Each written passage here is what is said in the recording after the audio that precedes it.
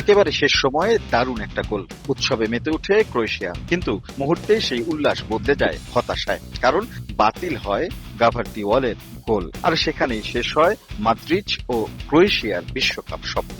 বুক ভরা স্বস্তি আর উচ্ছ্বাসে শেষ 16 নিশ্চিত করে পর্তুগাল।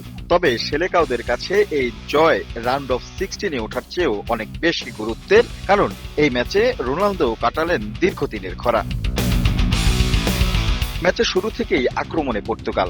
ভিতিনিয়া, রোনালদো ও পেদ্রো নেতো একের পর এক সুযোগ তৈরি করলেও গোলের দেখা মেলেনি। পাল্টা আক্রমণ করে ক্রোয়েশিয়াও, তবে 45 মিনিট শেষ হয় গোলশূন্য সমতা থেকেই। বিরতির পরেই বদলে যায় ম্যাচের গল্প। 53 মিনিটে নিখুঁত ফিনিশিংয়ে ক্রোয়েশিয়াকে এগিয়ে দেন ইভান পেরিসিচ। চাপে পড়ে যায় রবার্তো মার্তিনেজের দল।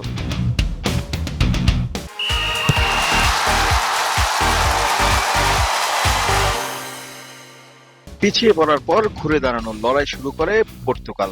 প্রথমে রোনালদোর একটি গোল কিন্তু বাতিল হয় অফসাইডে। পরের মিনিটে কর্নার, ডি বক্সে ফাউল করে বসে ক্রোয়েশিয়া। পেনাল্টি পায় পর্তুগাল। 68 মিনিটে স্পট কিকে বল পাঠিয়ে ডাগ আউটে স্বস্তি ফেরান ক্রিস্টিয়ানো রোনালদো। আর এই গোলে বিশ্বকাপের নকআউট পর্বে ক্যারিয়ারের প্রথম গোলের স্বাদ পান 41 বছর বয়সী এই মহাতারকা। একই সঙ্গে টানা 6টি বিশ্বকাপে গোল করার অনন্য কীর্তিও আরও সমৃদ্ধ করেন তিনি। সমতার পর দুই দলই জয়ের জন্য মরিয়া হয়ে ওঠে। একের পর এক পরিবর্তন আনেন দুই দলের কোচ। শেষ পর্যন্ত সেই বাজি জেতেন রবার্তো মার্তিনেজ। যোগ করা সময়ের ৪৪ মিনিটে রাফায়েল লিয়ানোয়ে দারুণ ক্রসে দুর্দান্ত হেডে গোল করেন বদলি স্ট্রাইকার গনসালো রামোস।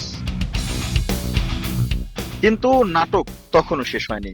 যোগ করা সময়ের 10 মিনিট পেরিয়ে 16 মিনিটে গাভার্দিওয়ালের হেডে সমতা ফেরায় ক্রোয়েশিয়া।